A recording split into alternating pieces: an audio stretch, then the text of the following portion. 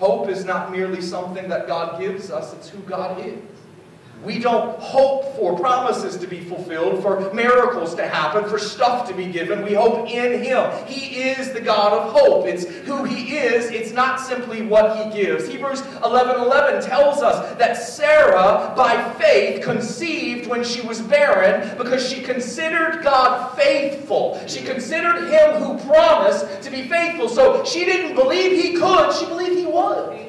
She believed in Him, not for what she wanted from Him. So it wasn't this matter of Sarah finally stopped having doubt about the baby. She started having faith in the Father. She started having confidence in His heart. And she was able to say, just like Job, if I have a child, if I don't have a child, here's what I know. We will be a great nation. And through that, all the nations of the earth will be blessed. Because it's not about my understanding, it's about His character. He is faithful. What if my interpretation of His promises is faulty? Because here's the truth. It is. Every one of us. It is. There's something we thought God was doing that isn't what God's doing because we think too small. His ways are higher. His thoughts are higher. We've talked about this a bunch. We'll talk about it again as we continue.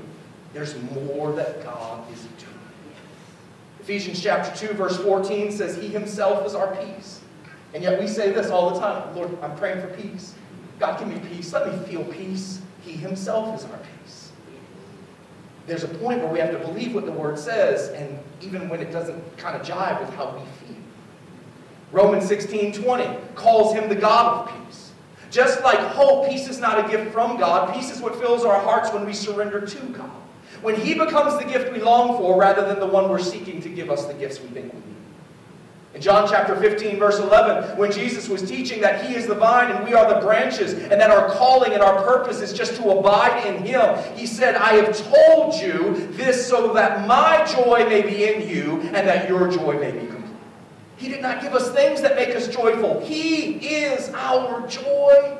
In fact, even when He gives good gifts, because every good and perfect gift comes from above, our joy is not in the gift that was given, but the one who has given us the gift. That's why I said earlier, enjoy the gifts, but rejoice in the giver. Because there's a point where the gifts will all wear out. Every single one of them. Riches can be stolen, and they will rust, and they will rot, and they will ruin. Everything that comes is temporary, but He is permanent, and He is eternal. So enjoy what He gives in such a way that when it's finished, you can let it go.